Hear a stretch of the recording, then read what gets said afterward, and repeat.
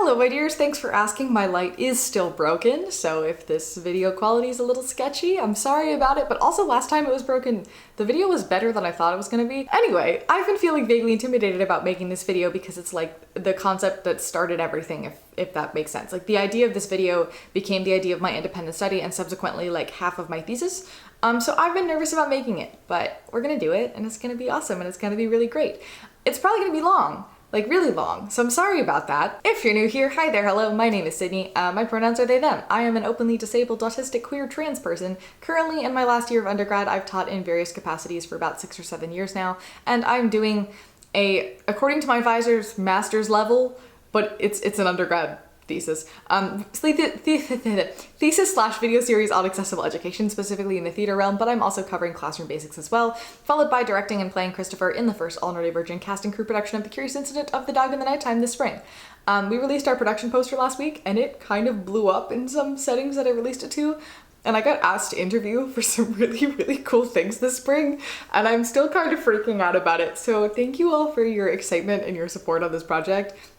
I know it's a big thing, so I expected it to be big, but I'm still freaking out. But anyway, today's topic in particular stems from my experiences trying to learn in several different theater education settings, one of which was so horrible to me that they were delivered a free 30-page essay explaining all of the things wrong and blatantly illegal with the way that they treated me. And also in said essay, I promised to them that I would not go super public about it and give them room to change based on the suggestions that I gave them, because I believe that they have a really great program and setup and they have great ideas, but very questionable execution, and therefore I will not be dropping names. The friends who helped me edit said essay so that it wasn't just angry, garbled text said, this is a really great resource and you definitely need to share it. Hence the birth of the education and resources section of my thesis. So here we are, glad to have you here. Thank you for being willing to learn some things, and I will remind you of this a few times throughout this video, but educators in our country and presumably around the world, but definitely in the US, are underpaid, overworked, underappreciated, and are not given enough training for this stuff. And also, you do not have time to sit down and read the 75 textbooks about accessible classrooms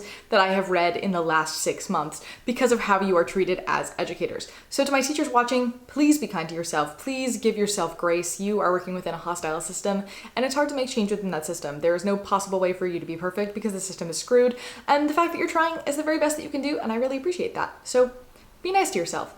Because of this, I am making all of my resources on this topic free to you all so that they are easily shareable and accessible to people who need them most. But in all honesty, that does also mean that I'm not really getting compensated for my work other than like the maybe $5 this video might make in the next month and like graduation credit. So if you want to support me, my PayPal is linked in the description, but also no pressure at all whatsoever. Don't worry about it. Just throwing it out there for those who ask. Also, audio description for friends who need it. I am a white person who is 20 years old. I have shoulder length curly hair that is brown. I am wearing a navy blue flannel that is plaid, and I'm sitting in front of a bookshelf. The plan for today is to talk about why inclusion and integration matter, what the legal rights are for disabled students in the United States, look at the Italian version of disabled students' rights because it is the United Nations poster child of Disability Education Acts, and I like it way better than the US one by far. Debunking some myths of accessible education, learning what trauma-informed practices look like in practice, some other classroom action things, and I feel like there's a discussion of anti-racist teaching policies somewhere in there, and I don't remember where. And then I'm going to put in a bunch of resources in the description for you if you want to learn more from there, but hopefully this gets you started and gets you thinking about where you want to go from now on. Also, if you're not a teacher, this should still be helpful. This is also about leadership and stuff. It's gonna be a long one. I personally prefer really long videos with all the information in one spot rather than a bunch of short videos. I hope that your brains work the same way. Great, let's get into it. So, as we've talked about before, when it comes to classrooms, or I guess any setting with people, this also works for leadership stuff, there are two different ways of approaching diversity, equity, and equality. The first is inclusion. This is adding in different groups of people as the system lies. Like when a student goes, hey, queer people are welcome here, and then they maybe hang up a pride flag outside their front door. And then we have integration, which is changing the system to be accessible to all kinds of people. So rather than, or in addition to going, hey, queer people are welcome here, and hanging up a pride flag, the school changes their curriculum to also include stories of historical queer and trans people, adding all gender bathrooms and including a space for pronouns on name charts that they give out to teachers and students. And while integration seems like maybe a little bit more work, it's also way more effective, because going, hey, we're cool with queer people, and then having your non-binary students not know where they're allowed to pee, and also pretending like everybody in history was straight makes your LGBTQ plus students feel not so welcome or safe here, despite the image that you're trying to put out to the world. And so those people aren't going to come back. And also the community, most minority communities are pretty small, and they're going to tell their queer friends to not go there. And then you're going to find yourself in a faculty meeting going, well, we put up the pride flag, but we have no gender diversity here. Why won't anybody come to our school? Without realizing that you have to do a whole lot more than just put a flag up to make something an inclusive and safe space. And we've seen an emphasis on DEI initiatives, that stands for diversity, equity, inclusion. I feel like I said that earlier. In the past few years, which has been amazing, but in a lot of cases, it is just inclusion and not integration. And also it's inclusion of race and queer people, and then when trans people and disabled people show up, they don't know how to handle that. But we've discussed that before, and you can watch that video up here, because I have thoughts. What I'm trying to say is that while diversity, equity, and inclusion are super important, we should really be more focused on diversity, equity, accessibility, and integration. Because I think that everyone has at some point done the surface level inclusion things, and a lot of those institutions are now like, well, we put in a teeny tiny bit of effort, so why isn't it working? And not understanding that it's not working because that's their own fault because they didn't put in the right amount of effort. So rather than talk about how to create inclusive classroom or space, we're gonna talk about how to create an accessible and integrated classroom or space, which I get is a teeny tiny nuanced semantic thing, but it is important. Now, I don't think I really need to explain why this is important, right? Because we know that having diverse groups of people with all kinds of viewpoints is important, and everybody's kind of pushing towards that. The issue is that some people who think that they're pushing towards that are actively making it worse because they still have a lot of biases that they refuse to acknowledge because they're convinced that they're super woke. But anyway, we all know that integration and inclusion are important. We're all pretty aware of that at this point. And this has also been heavily corroborated by research as well. Studies have shown time and time again a direct correlation between a sense of inclusion and positive outcomes in school. One that I read in one of my classes specifically talked about mentorship and how giving students a strong sense of ethnic identity promotes positive development, better performance in school, and increased self-confidence and self-esteem. I also just read one for my stats class that was about how having ethnic community support greatly limits the rates of depression in relation to levels of discrimination and how we're better able to cope and handle that. There's another study we read in one of my classes about Native American college students and how dropout rates are directly correlated to students' access to other natives on campus and their school having a native center or not, with Native students being significantly less likely to drop out if they have these spaces that increase their sense of belonging on campus. There's also a study about low-income students and their ability to participate directly correlating with their sense of belonging, basically the same message as the other two studies, but I'll link that one in the description for you as well if you want to learn more. Research specifically on inclusion and discrimination disability is not as frequent or popular yet. I feel like those things are currently in the process of happening. And while we're talking about boring and dry things that I waded through for this video, let's talk about the rights of students under the Americans with Disabilities Act, the ADA, and Section 504 of the Rehabilitation Act, which is the thing that came like directly before the ADA. But they both support each other. Now, according to these laws, we have the right to participate in and enjoy all the benefits of the school, to have information about your disability kept private, provision of equal access to an accessible education for all students, and appropriate accommodations and reasonable modifications/accommodations to ensure that programs and activities are fully accessible to disabled students. These appropriate accommodations and reasonable modifications include not assessing penalties for spelling errors on papers or exams, allowing course substitutions for certain required or prerequisite courses, allowing extra time on exams, allowing a reduced course load and extended time within which to complete degree requirements, and qualified readers, tape-recorded or digitally recorded texts, or other effective methods of making visually delivered materials available to individuals with visual impairments or learning disabilities. Any of these accommodations, however, can be denied if making said accommodation or modification would fundamentally alter the nature of the goods, services, facilities, privileges, advantages, and accommodations they offer, or would result in an undue financial or administrative burden on the institution. And if you're wondering, a fundamental alteration being a modification that is so significant that it alters the essential nature of the goods, services, facilities, privileges, advantages, or accommodations offered.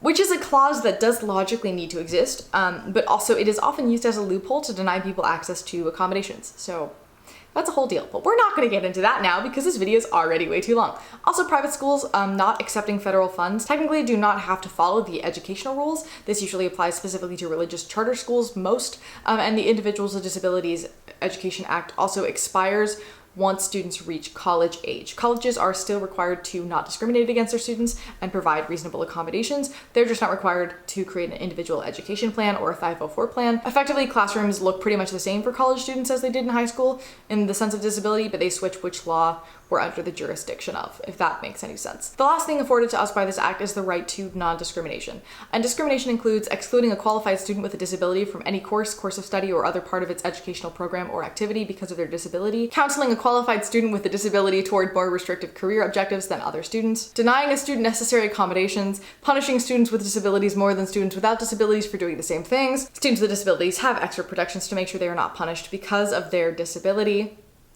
Making a student follow different rules than students without disabilities, denying a student the same chance as other students without disabilities to be in school programs, and harassment or bullying because of a student's disability, or not stopping other students or teachers from harassing or bullying them. And since I've had to deliberately spell this out a few times before, making the student follow different rules than students without disabilities does in fact include giving your disabled students extra assignments on top of regular classwork to make up for their inability to participate in many sections of the class as a result of being denied accommodations. That is in fact 2 counts of discrimination. Good job, fix your classroom. But it's also important to note that accessibility is not just about disability. And also a reminder that disability does include mental disabilities, which is equivalent to neurodivergencies. It also includes being accessible to queer people, being accessible to trans people, people of color, people of various religions, socioeconomic classes, and lots of other identity markers that I cannot even think about right now, not to mention all of the intersections between those groups. And identity is also something that can very much change according to context. For example, when I'm in production meetings for my show, where everybody's neurodivergent, I don't consider myself to be mentally disabled because the way my brain works in that situation is the norm. And when I'm at college, I don't pay a lot of attention to the fact that I'm trans because the majority of people there are also trans. But then when I'm teaching, I'm very aware of the fact that I'm disabled and trans because I'm often misgendered, and the problem kids usually get handed to me because the other staff assume that as the token disabled person, I know what to do. And in all fairness, I do. But that does make me feel a bit tokenized, and I don't like it, and it's weird. But anyway, what I'm trying to say is that we all bring different aspects of our combined and intersectional identities with us, and different pieces can be the norm in some places and incredibly rare and new in others. And for people who find themselves in a lot of these minorities, people who exist outside the norm, like how I'm a physically and mentally disabled trans queer person who's often perceived as a cis woman, it takes a lot of extra work and effort just to survive, much less thrive in spaces. Which is why many disability theorists include many minorities under the umbrella of disability, as they are also disabled by society. And while that may seem weird on the surface, historically every minority has been twisted in some way to equate their difference with disability, so it's not really that far off. Again, we talked about that in the video I've already recommended. It's in the card somewhere. You should definitely check it out because it's an important conversation to be had. I also have done a little bit of research into the legal rights of queer people in educational spaces and the workplace. That might be another video maybe. We'll see. In the meantime, I've listed that research in the description for you if you want to further check that out. But the fact that we are thinking about accessibility as larger than just impairment-based disability is why I wanted to actually include the Italian version of their ADA and IDEA, because it's not just about physically and mentally disabled people, it's a lot broader than that, and it is genuinely the educational model that the UN is trying to push towards other nations to adopt and copy because of how good and incredible it is. So we're going to look at it as an aspirational possibility because they've been able to successfully mainstream 98% of their disabled students in their school systems and have them do well and thrive since the 1970s. And the 2% whose education needs to be more specialized, they get private one-on-one education with teachers in order to work with, and they also get social services so they can still have friends. It's great. Now, the Italian Framework Law for the Assistance, Social Inclusion, and Rights of Persons with Disabilities, number 104, and subsequent legislation is broken down into 2 sections. The first section is goals and beliefs, and they are to eliminate deep-rooted cultural prejudices that over time contribute to stereotypes that consider the individual with a disability as a subject of pity or charity, as a sick person, or as eternal child, to work toward the removal of institutional barriers and teaching styles that limit and make the learning process more difficult for individuals with disabilities, to remove any obstacles constraining the freedom and equality of citizens in order to ensure the full development of the human person, to remove academic limitations by adopting a set of organizational and procedural methods. This approach is not reduced to a quantitative or qualitative simplification of a university study plan. Rather, it is a way to ensure all students, regardless of their physical, mental, or sensory condition, have equal access to academic culture as stated in the law. And academic success for students with disabilities is therefore significantly affected by the attitudes of faculty and their willingness to provide accommodations. Also, their definition of disabled includes people with socioeconomic, linguistic, and cultural disadvantages. So that includes immigrants, undocumented people, low-income people, and people whose primary language isn't Italian. I should mention that Italy as a country is a bit of a hellscape for physical disability, but the laws in place about preserving the historical integrity of buildings makes creating physical accessibility nearly impossible. And also, frankly, I don't know how I would propose we fix that, but I've also seen some really incredible like lifts and things that completely blend into 1700s architecture, so I know that it is possible. I also know that Italian culture is kind of convinced that it doesn't have racism, sexism, ableism problems because they're like, no, we accept everybody. We totally understand discrimination because people don't see Italians as white, which is not really true anymore. And so it's usually more an issue of microaggressions than macroaggressions, but we're not going to talk about that right now. Let's look at the rights section. So the rights of disabled students are to be educated in mainstream classrooms with the exception of individuals with severe intellectual disabilities or with physical disabilities so severe to impede and or make difficult learning in normal classrooms. The removal of barriers, architectural or sensorial, and the introduction of appropriate aids and tools to support pupils with disabilities in education and training. For example, technical and didactic equipment should be adapted to pupils' needs according to their functional or sensorial impairments. To have a personal tutor who is the go-to person for the disabled student to go to. This tutor is responsible for keeping track of the student's accommodations and notifying professors of their individual needs. They're also an advocate and link between the student and the staff. All the student's teachers will be informed regarding the disability and special needs through email, and if required by the professor, also with individual discussion. This is the responsibility of the personal tutor, not the student. And there are to be no special schools or classes in the Italian school system for disabled students. All classes should be made to accommodate the needs of every student. I will note that they do have a bunch of schools for the deaf around the country, but that is different than like special education classes with only like 3 students, if that makes sense. But hopefully hearing those policies, even though they don't apply to our country right now, helps give you more an idea generally of what we're working towards for disabled people and underserved people in our communities and schools here. I think it's very easy to get caught up in the like, sure, it's not great, but it's all that we have and it's all that we know and I can't picture anything else, so what's the point? We can't change it mindset around systemic things going on. I usually cope with that by researching how things are handled in other countries around the world to see different points of view. It helps me to decenter myself and my perspective a bit, and also feel like there's hope for systemic change, if that makes sense. So if that resource is helpful for you at all, I hope that it was. This is why I script sentences. This is why I don't improv on camera. Anyway, the overarching theme of accessibility, no matter where in the world, is creating a safe space from day one. And if that's done successfully, someone can ask for an accessibility need that might not be met within the situation without fear or judgment or penalty. And from a learning perspective, people are more likely to step out of their comfort zones, try new things, and push their boundaries when they actually feel safe to do so, which makes sense. Inaccessible places put people used to discrimination into survival mode. And when you're in survival mode, the human brain is genuinely unable to receive and properly encode information, which means that the student is not going to retain much of anything learned in that time period when they felt that way. And honestly, their brain might just delete it altogether. Not that I would know that. But that's why this is so crucial. Even if your students can physically participate in all of the things, if they don't feel safe in those things, they're not actually going to fully retain anything that they might be learning. And in order to engage in full participation, students need to trust their institutions in order to support them and not feel like they should hide their identities. To quote my unspecified 30-page essay, asking the people in charge of you to give you human rights is never and will never be okay. Before we get into the actual action of how the heck you create a space like that, let's talk about some of the reasons why people try to shut down changes to the education system in order to make things more accessible. The first argument is usually that creating accessible classrooms simplifies and dumbs down the intensity of a curriculum for everyone and therefore sacrifices everybody's education in order to cater to one student. There's also this idea of like, people will take advantage of it if blanket accommodations are offered, and sure, perhaps, but that just means we need to figure out a way to navigate that in an accessible and understanding way that doesn't deny people who need them accommodations. And in practice, integrated classrooms have actually shown to do the exact opposite.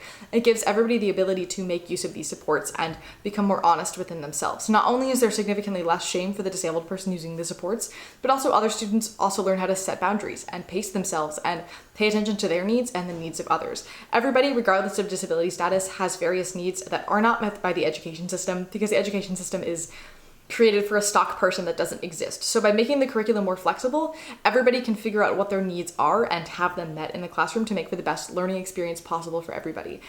Not to mention the fact that if you only gave the accessible things to legally disabled people, you would be leaving out more than half of the disabled people who also need those supports. Diagnoses like autism and ADHD are severely gatekept, and as a result, Many people who need the supports will never be able to get them because legally they need diagnostic paperwork in order to get those supports. And there's also a lot of reasons why people might not want to seek the diagnostic paperwork and are just like, I'll just suffer because this is fine. You can watch that video up here. Now, many other people might not even know they have a disability in order to seek a diagnosis and then request accommodations either, so this helps them as well. Also, many other people may not even know that they have a disability in order to seek diagnosis and then request accommodations. They just think that they're wrong or bad or stupid, like I did until I was diagnosed with autism at the age of 18. And I know somebody who wasn't diagnosed as dyslexic until their early 30s, and therefore they had no supports trying to struggle through school, and they thought they were stupid and they ended up dropping out. And if they'd grown up in a space that was universally accessible, that taught reading in a few different ways, they probably wouldn't have dropped out, and their life right now would look very, very different from how it looks, simply by making a few changes in the classroom. The other very prevalent excuse I regularly hear is the special snowflake argument, the one where like people in this generation are too needy and they're self-centered and they're sensitive and they can't handle anything, blah, blah, blah, blah. That argument very much grinds my gears. The first reason being that sensitivity can in fact be an incredible asset, and there is nothing wrong with being a sensitive person, thank you very much. Trigger warnings are not new. They've been around since at least 1968 when motion picture ratings began. Those are trigger warnings, in case you're wondering. And studies are actually showing that our current generation of youth are more traumatized than many previous generations due to a number of reasons. And if you want to skip those reasons, you can go to this time code. Studies are consistently showing that the pandemic has stunted social emotional growth of youth, that American youth today have irreparable damage from the constant alertness of growing up in a country that has always been at war and never being able to attend school without the knowledge that a school shooting could happen any day. And the 24/7 nature of media and social media has meant that we've had a constant barrage of bad news and bad information, and we've had to learn how to grow and how to change and how to make mistakes in a world where somebody is always watching, waiting, and criticizing. And I'm not saying that social media is a blanket bad thing, because I don't think that it is. I think it does so much important stuff, but it is a nuanced thing, and it does have some negatives. Also, in general, 1 in 3 women have experienced intimate partner violence, and 1 in 6 women have experienced a thing that rhymes with tape. I believe the numbers are much higher for trans people. I'm not gonna look that up because my soul can't handle it. Also, 1 in 5 high school students have seriously considered attempting to, let's not get demonetized, unalive themselves, and 1 in 10 have actually attempted it. So basically, every friend group has some serious trauma within it. So these topics are not arbitrary things to us. We're gonna talk about this more in a bit, but I've experienced so many times, too many times, where male professors have just handed out like assault related or life ending related material to study in theater classes and talking about it like, oh, this is a sad thing that happens to other people, when statistically it has happened to people in that classroom. Several of them, not just statistically. If I'm in that classroom, it has happened to me, all of it. And when I speak up about this, I'm accused of being too sensitive or needing to go to therapy so I can step out of my comfort zone about the topic, which is wildly horrifying on multiple levels, really, because first of all, stepping out of my comfort zone to talk about traumatic things doesn't seem like a necessarily beneficial experience, and also I'm already going to therapy, and also you can't tell me to go to therapy. The whole argument of you are too sensitive does not matter in this situation, because sensitivity isn't a bad thing, as we said earlier, and also sensitive people deserve to have a safe space created within which they can learn. And pushing past our boundaries and stepping out of our comfort zones is not going to fix that. It's going to let a very small portion of the students do fine while the rest suffer and learn nothing, and their brain might delete that whole section of their lives from their memory altogether, which typically is going to hurt minorities the most, because we are statistically more likely to be traumatized due to class, gender, race, ability, sexuality, gender, that's 6, yes, etc. Which again is why accessibility is for everybody. And also, for what it's worth, telling somebody that they're too sensitive because they refuse to read a monologue in a voice class about assault or something equally upsetting is wildly absurd, because frankly, I'm more concerned about the mental well-being of a human who doesn't feel incredibly or at least vaguely upset about those kinds of topics and is willing to just throw them around like they're no big deal. That's weird and alarming. I'm concerned for you. There's this idea proposed by Nirmala Aravels and Andrea Minier. I'm so sorry, I definitely just butchered your names. I'll put them on screen. It's called spirit murder, which is an assault on an individual's personhood, or as they describe it, disregard for others whose lives qualitatively depend on our regard. It produces social structures centered around fear and hate. A simple example of spirit murder is when a professor constantly misgenders a student despite being continuously corrected. This is how they're showing that they do not see the student as a person, and that student comes to fear and not trust that professor, and any potential for them to learn in that classroom is greatly depleted, if not gone altogether for that person. And it's important to mention that these things do have real consequences outside of somebody else's ability to learn. Studies have shown that chronic stress caused by discrimination and constant maltreatment can result in the onset of chronic illnesses, worsening of current illness, weakens your immune system, destroys self-esteem and self-confidence, and increases self-harm practices. And I am living proof of that, because chronic stress from an abuser 3 years ago caused my body to completely shut down. Now I have permanent brain damage, and also extreme discrimination caused me to relapse at some unnamed point since then. And I, again, almost died in that situation as well. And this kind of stuff has serious, serious real life consequences. And that is why I am so passionate about this, and I'm doing this whole thing despite me kind of really hating teaching at this point. But it's the right thing to do. So I have the skill set. I'm gonna do it. But anyway, let's get into the actual practicalities of creating an accessible and integrated classroom. The two things to remember as you put these into practice is that, one, there's no such thing as a fully accessible space. Accessibility is very individualized, and conflicting access needs happen all the time. For example, an accessibility thing for a deaf person may cause seizures for somebody else. The best thing that you can hope for is a classroom or space that has the basics covered and feels safe enough and comfortable enough for people to ask for the extra small things that they feel like they might not be getting. Many of the disabled people that I know, when in trauma-informed settings, also don't really need many accommodations because it's easier for them to understand what's going on and directly reach out for help in the moment than it would be in an unwelcome environment where anxiety is higher and our disabilities are inevitably made worse. In fact, for me, in trauma-friendly spaces, I very rarely use any of my accommodations, if at all, so you're saving time and energy on that end as well, just by making basic changes in the beginning. The other thing to remember is that, again, you're trying to work within a broken system, right? You're not going to be able to be perfect, that's not possible, and also this takes a lot of time. To quote Disability in Theater, inclusion does not mean that you have to have every queer BIPOC disabled in town in your show next week. Take your time. You're not going to be able to change everything overnight, so just try to break this down into little teeny tiny pieces that you can work on a little bit every day. Give yourself some grace, and honestly, just being honest with your students about the fact that you're trying can go such a long way. I cannot express how much of a long way it goes. So with that, I'm going to walk you through the 5 priorities of trauma-informed practices, why they exist, and how you can implement them. The first is predictability and consistency. This gives people some feeling of control and ways to ground themselves. By knowing what's coming, they can decide how they want to conserve and use their energy throughout the day, deciding when to step out and take breaks, going, okay, this is rough, this is difficult, but there's only 5 more minutes of it, so I'm gonna try to stretch myself a little bit in order to do it until the end. This category includes making a schedule, telling everybody what it is and what to expect from that schedule, giving reminders of how much time is left in things, and keeping on time. This does not mean that you cannot change things, but when you do change things, take the time to explain what's going on and why things are happening and why you're changing things. Some classroom things that I've personally noticed that have worked well include giving content and trigger warnings, deliberately only using heavy content when absolutely necessary, and explaining why that's necessary. To quote a younger Sydney, if I'm going to re-traumatize myself, there needs to be a clear and important reason for it. Otherwise, it's just self-harm under the guise of education. And I still stand by that. Very much, and I think I worded it very well. Good job, younger Sydney. Sometimes explaining why you chose to confront a tough topic can help people to handle it as well.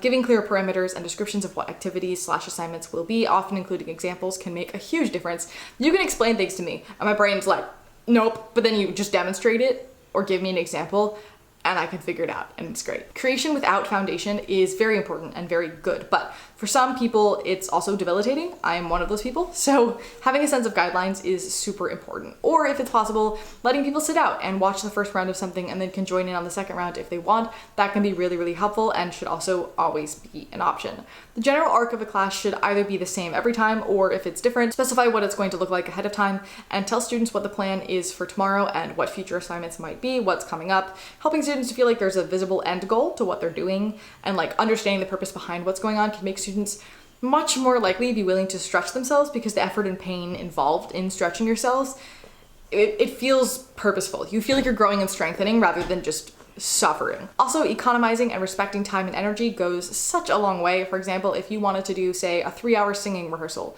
don't make them stand for the whole 3 hours. Figure out where you really need them to stand, where you don't, and where you'd maybe like them to stand, but you're gonna see based on where their energy levels are if they want to do that then, you know? Another thing in this category that seems small but makes a big difference is how you call on people. Choosing students at random is terrifying and makes a lot of students unable to focus. So going one by one in a specific order, or doing things in groups or pairs, or choosing on a volunteer basis makes for a much less stressful learning environment for students who have social anxiety or just struggle to follow along in class. As I talked about before, I have an auditory processing disorder, so in classes I'm often on a 5 to 10 second delay. So if you call on me first for something, I have no idea what's going on. Just like generally. The second priority is flexibility. Understand that students may be dealing with trauma in different ways, both physically and mentally. So that involves understanding that people show that they're struggling in different ways. Some people might show they're struggling by having tic attacks. I'm one of those people. Other people might say rude things. Others might just stare blankly into the distance. Some people might want or need to move around. Some people might want to just be in a tiny ball in the corner. Some may want to talk it out. Others might just want to reflect in silence. And none of these things are wrong and none of these things are right either.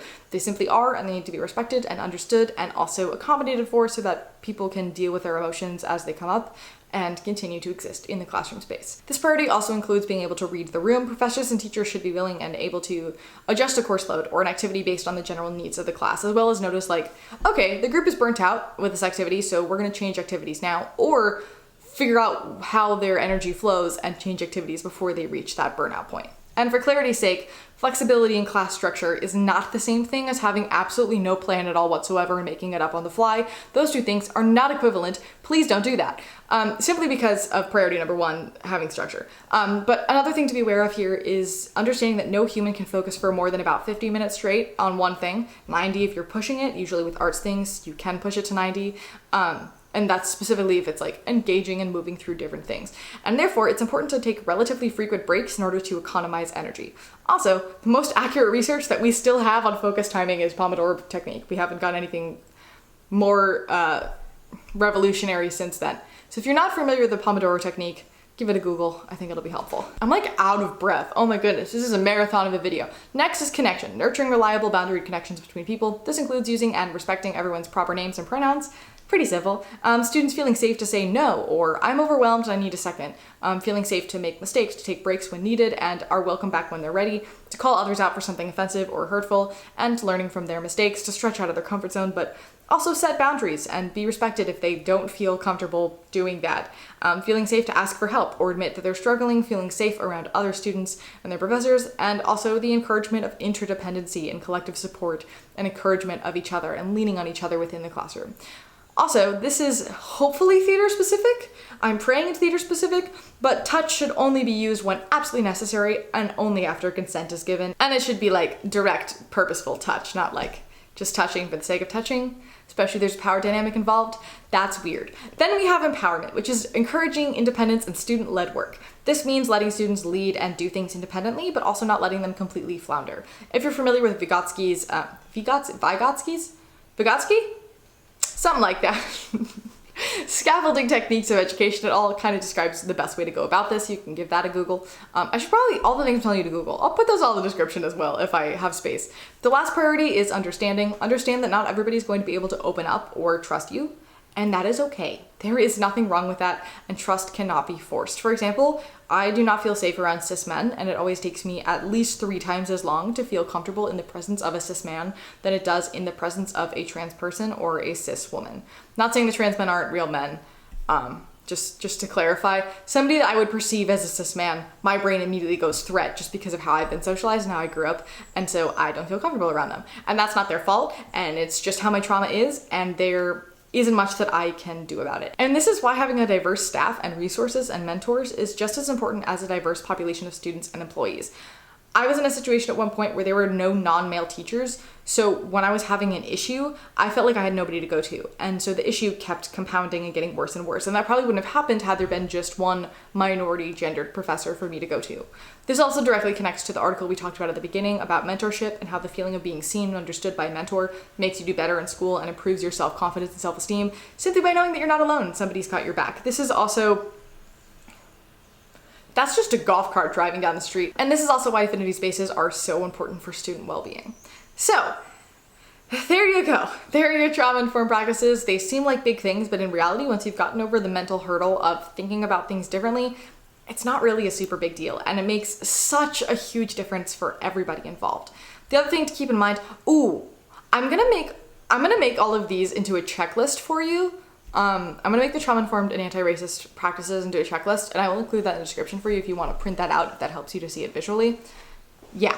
The other thing to keep in mind on top of trauma-informed practices are anti-racist practices, and I did very much borrow the wording for this section for my employee training for teaching last summer. So thank you, Trinity. I appreciate you. Thank you for doing the research for me. I love you all very much. You're great. The thing to continuously remember here is that you are either anti-racist or you are racist. Because if you're not putting in the thought to being actively anti-racist, you are being racist without realizing it. Because racism, and not just overt, I'm also talking about like systemic stuff, is the norm. Unfortunately, that's the world we live in. Anti-racist practices include decentralizing whiteness and understanding that white people are, in fact, not the norm, and should not be treated as such. Work to elevate BIPOC voices, let go of the savior complex. If you don't know what that means, also give that one a Google. Be aware of your implicit biases, do your research. I will include some resources to get you started in the description. And as with accessibility, acknowledge that our system is fundamentally flawed and broken, and we are all trying to work within it to the best of our ability in order to survive, and we all need to acknowledge that about each other. Oh, and I should have mentioned this before. If a student of any minority comes to you to say that something is wrong with the way that they're being treated because of their minority, especially if they are the only one of that minority in the class or other setting, please don't tell them they're being overdramatic or not to single themselves out, because that's gaslighting. And it's not cute. The person felt safe enough around you to tell you that things need change, or they didn't feel safe enough, but it was so bad that they had no other choice, and to voice their struggles. So shutting them down is the exact opposite of what you need to be doing in that situation. When creating your classroom or your space or your syllabus, there's also a stunningly amazing resource called Accessible Syllabus. I'll also link that in the description for you. Please check it out. It's beautifully made. Ask yourself, who is included? Who is excluded? How am I incorporating multiple perspectives here? How do my personal biases and worldview influence my expectations? How can I elevate the unheard and unseen in the room? How can I acknowledge that participation looks different for everybody? How is this perpetuating stereotypes? Am I unwittingly promoting the work of racists and or eugenicists? What are we holding on to from the dominant culture that we need to be letting go of? What messages are we sending about who and what does and does not matter?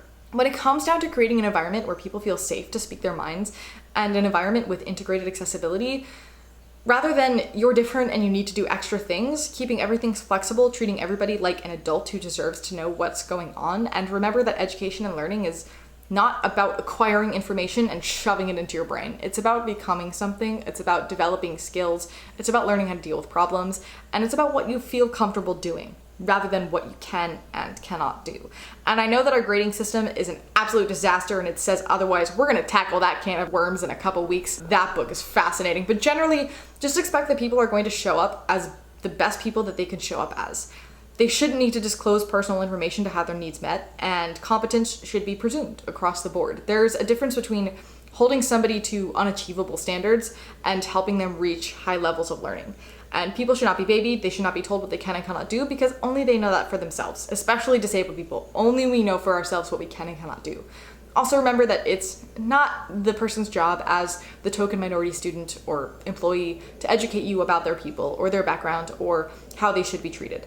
Let go of your preconceived notions of perfectibility, embrace the messy. It's gonna be messy. Understand that you also have internalized messiness that you need to learn and work through too. That's part of being an educator, that's part of being a leader. Literally just treat everybody like a human being and support them to be the best versions of themselves that they can possibly be, and support yourself the same way, because that's all we can do as teachers. So that concludes this marathon of the video. I really hope that you learned something. If you want to learn more about the topic of creating an accessible learning or work environment, I have a whole playlist up here for my thesis that you can check out. I also do disability media analysis and other things on this channel, so you're welcome to stick around if you want to, you know, check those things out. You're welcome to like, comment, subscribe, all of those things. And if you have any things that have worked for you in the classroom that you want to add in the comment section, please do so. But also please remember to be kind. Some of the things I talked about today are divisive concepts, and being nice to each other is really important. I will have a ton of resources in the description for you, including the handful of books that I most recommend. Please read them. They're really good. And as always, thank you for listening. Thank you for learning. Remember, it is never too late to start over. I look forward to seeing you, my dear, in the next one.